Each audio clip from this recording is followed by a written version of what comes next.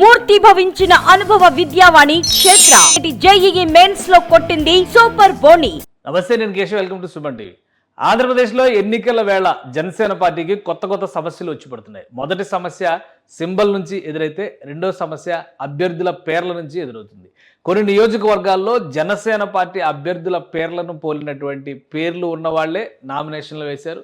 వాళ్ళల్లో కొంతమందికి గాజు గ్లాసు గుర్తు కూడా కొన్ని చోట్ల వచ్చింది. ఎందుకంటే అక్కడ జనసేన పార్టీ పోటీ లేకుండా ఉండడం, అలానే తెలుగుదేశం పార్టీ కానీ బీజేపీ అభ్యర్థులు కానీ పోటీలో ఉండడం. సో ఈ నేపథ్యంలో పేరు పోలిక ఉన్నటువంటి వాళ్ళు కొంతమంది సింబల్ కూడా గాజు గ్లాస్ని దక్కించుకోవడంతో కొత్త సమస్యలు వచ్చి పడుతున్నాయి. అసలు పేరు ఒకటే పేరు ఉన్నటువంటి అభ్యర్థులు ఎలా ఉంటారు, ఎలా దొరుకుతారు, ఏ విధంగా వేస్తారు?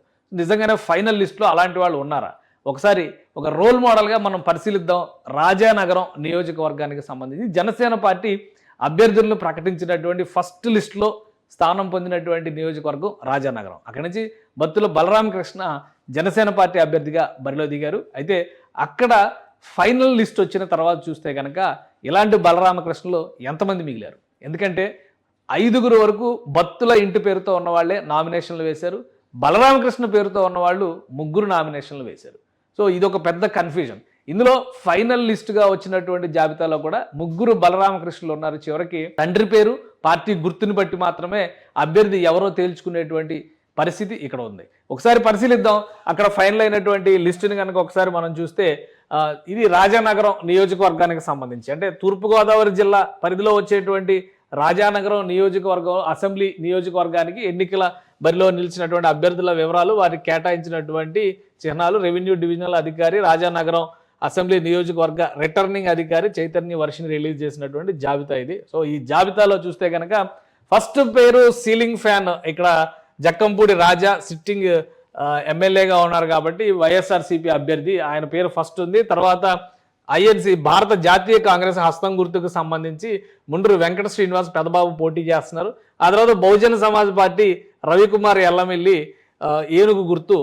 వీళ్ళు జాతీయ పార్టీలు అలానే రాష్ట్ర పార్టీల జాబితాను చూస్తే అక్కడ వరకు ఒక క్లారిటీ ఉంది. సో ఇక్కడి నుంచి సమస్య మొదలవుతుంది. రాష్ట్రీయ ప్రజా కాంగ్రెస్ సెక్యులర్ పేరుతో గ్యాస్ సిలిండర్ గుర్తు వచ్చింది. జనరల్గా ఈ పార్టీకి చాలా చోట్ల గాజు గ్లాస్ గుర్తు దక్కింది. అయితే ఇక్కడ రిజర్వ్డ్ సింబల్ కేటగిరీలో ఉన్నటువంటి, అంటే జనసేన పార్టీకి సంబంధించినటువంటి సింబల్గా దీన్ని కన్సిడర్ చేస్తున్నారు కాబట్టి గాజు గ్లాసు గుర్తు మాత్రం జనసేన అభ్యర్థికి, జనసేన పార్టీకి దక్కింది. బత్తుల బలరామకృష్ణ, ఈ పేరు చూస్తే అర్థమవుతుంది, తండ్రి గంగారావు. ఈయన అధికారిక అభ్యర్థి, జనసేన పార్టీకి సంబంధించినటువంటి అభ్యర్థి రాజానగరం నియోజకవర్గంలో. సో నెక్స్ట్ ఇమ్మీడియట్గా ఇదే జాబితా రేపు బ్యాలెట్ సిస్టంలో కూడా ఉంటుంది. ఎందుకంటే ఈవీఎంలో ఉండేటువంటి ఆర్డర్లో కూడా 1, 2, 3 అదే క్రమంలో చూస్తే 5, 6, 7 పేర్లు కన్ఫ్యూజన్ క్రియేట్ చేసేటువంటి పేర్లుగా కనిపిస్తున్నాయి. బత్తుల బలరామకృష్ణ 6వ నెంబర్లో, తండ్రి రామారావు బత్తుల. ఈయన జాతీయ జనసేన పార్టీ నుంచి బరిలో దిగారు. పెన్ స్టాండ్ గుర్తు ఆయన దక్కింది. ఇంకో విషయం ఏంటంటే పెన్ స్టాండ్ గుర్తు కూడా దాదాపు అలాంటి కన్ఫ్యూజన్తో, అంటే గాజు గ్లాసును పోలినటువంటి సింబల్గానే పెన్ స్టాండ్ ఇలా ఉంటుంది. దీనిలో 2 పెన్లు ఉన్నట్టుగా ఒక సింబల్ ఉంటుంది. అంటే ఈ 2 పుల్లలు కనుక లేకపోతే ఇది గాజు గ్లాస్ అనుకునేటువంటి ప్రమాదం కూడా ఉంది. సో ఆ సింబల్ దక్కింది. జాతీయ జనసేన పార్టీ నుంచి బత్తుల బలరామకృష్ణ అనే ఆయన పోటీ చేశారు. సో ఆయనకి సంబంధించినటువంటి లిస్ట్ ఇది. అలానే నెక్స్ట్ ఇంకొక పేరు ఉంది. ఆయన పేరు కూడా బత్తుల బలరామకృష్ణ, తండ్రి పేరు శ్రీనివాసరావు బత్తుల. అంటే ఇక్కడ తండ్రి పేర్లను బట్టి గుర్తించాలి, రెండవది సింబల్ను బట్టి గుర్తించాలి. ఈయనకి బకెట్ దక్కింది. బకెట్ కూడా దాదాపు సిమిలర్గా గాజు గ్లాస్ లానే ఉంటుంది. ఇదే తరహాలో ఉండి బకెట్కి మాత్రం ఇలా ఒక ఆ బకెట్ పట్టుకునే హ్యాండిల్ సింబల్ ఉంటుంది. సో ఒకవేళ కన్ఫ్యూజ్ అయితే కనుక నిరక్షరాస్యులు కానీ, దీనిపైన పెద్దగా అవగాహన లేనటువంటి వ్యక్తులు కానీ, ముఖ్యంగా వృద్ధులు, ముసలి వాళ్ళు, కంటి చూపు సరిగా లేని వాళ్ళు, వీళ్ళు కన్ఫ్యూజన్లో ఈ 3 గుర్తుల్లో దేనికి బటన్ నొక్కుతారు అనేటువంటి సందేహం చాలా మందిలో కనిపిస్తుంది. ఇది రాజానగరం నియోజకవర్గంలో వచ్చినటువంటి ఒక పెద్ద డైలమా ఇది. తర్వాత క్యాండిడేట్స్ చూస్తే కూడా ఇక్కడ ఇండియా ప్రజాబంధు పార్టీ, జై భారత్ నేషనల్ పార్టీ, అలానే స్వతంత్ర అభ్యర్థులుగా మరొక 3 ఉన్నారు. అందులో కూడా బత్తుల వెంకటలక్ష్మి భర్త సత్యమూర్తి స్వతంత్ర అభ్యర్థి, రూమ్ కూలర్, ఆమెకి ఈ గుర్తు దక్కింది. ఇక ఉపసంహరించుకున్న వాళ్ళ జాబితా కూడా మనం చూద్దాం ఒకసారి. బత్తుల బాలబ్రహ్మం, బత్తుల వెంకటలక్ష్మి భర్త బలరామకృష్ణ.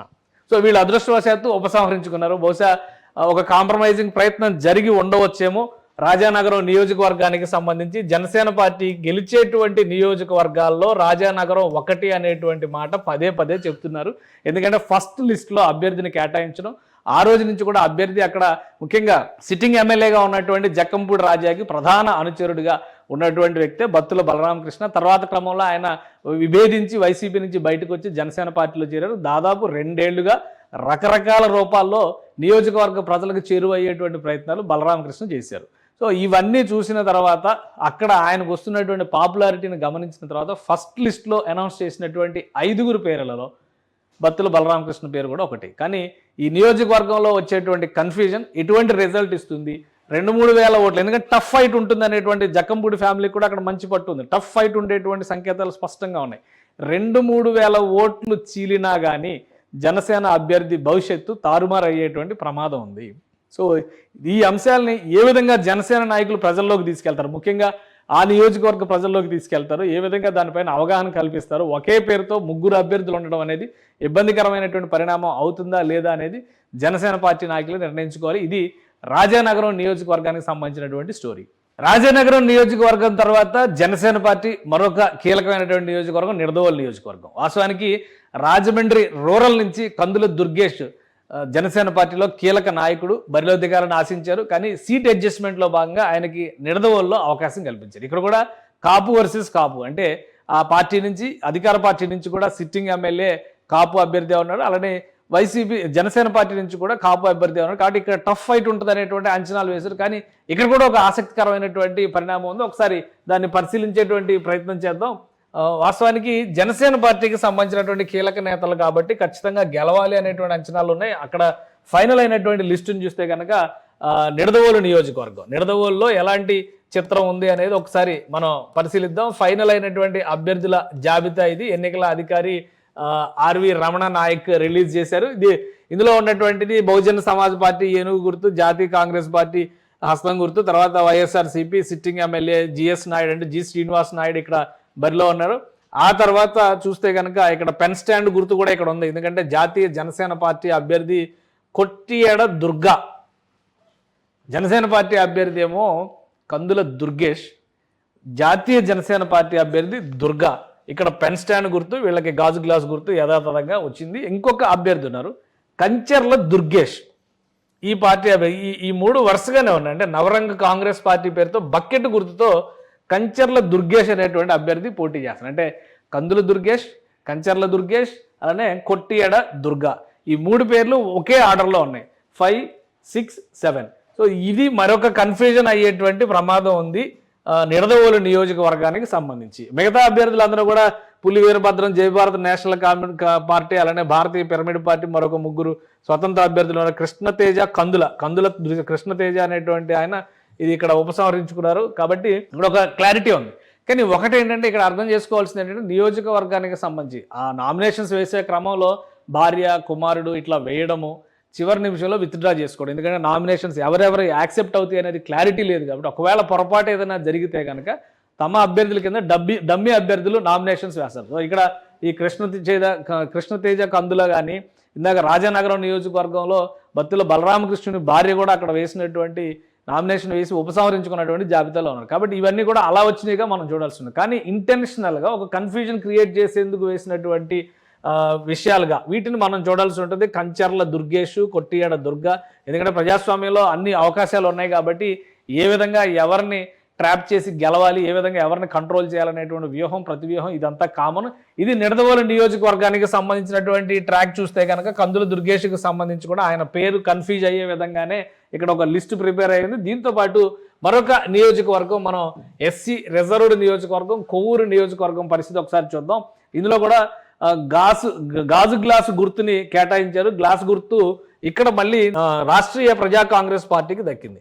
రాష్ట్రీయ ప్రజా కాంగ్రెస్ పార్టీ ఉమ్మడి గోదావరి జిల్లాలో చూస్తే మనం ఇప్పుడు ఉభయ గోదావరి జిల్లాల్లో చాలా నియోజకవర్గాల్లో అభ్యర్థుల్ని ప్రవేశపెట్టింది. అలానే వాళ్ళందరూ కూడా గాజు గ్లాసు గుర్తు కోసమే ఫైట్ చేశారు. అలానే కోర్టులో కేసు వేసినటువంటి క్రమంలో కూడా గాజు గ్లాసు గుర్తు తమకే కేటాయించాలని పవన్ కళ్యాణ్ కంటే ముందే తాము ఎలక్షన్ కమిషన్కి అప్లై చేస్తాం, కానీ మా విజ్ఞప్తిని తిరస్కరించలేదు, నిబంధనలకు వ్యతిరేకంగా ఈ సింబల్ని జనసేన పార్టీ కేటాయించారనేటువంటి ఆరోపణ రాష్ట్రీయ ప్రజా కాంగ్రెస్ చేసింది. అయితే కోర్టు దీన్ని కొట్టివేసింది. దీనిపైన మళ్ళీ హైకోర్టు నుంచి సుప్రీంకోర్టుకు వెళ్ళేటువంటి ప్రయత్నాలు కూడా చేస్తున్నట్టుగా చెబుతున్నారు. కానీ ఇంకా అటువంటి ప్రయత్నాలు ఏవి జరగకుండానే ఫ్రీ సింబల్స్ జాబితాలో ఉండడం వల్ల ఇది అయాచితంగా కలిసి వచ్చినటువంటి అంశంగా మారుతుంది.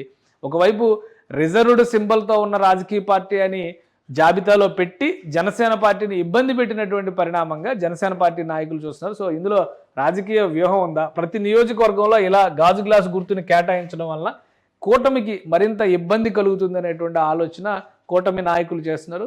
దీన్ని ఏ విధంగా పరిష్కరించుకుంటారు, ఏ విధంగా ముందుకు తీసుకెళ్తారు అనేది ఇప్పుడు ఆసక్తికరంగా మారినటువంటి అంశం. సుమన్ టీవీలో మీ పర్సనల్ అండ్ బిజినెస్ ప్రమోషన్స్ కోసం కింది నెంబర్కి కాంటాక్ట్ చేయండి.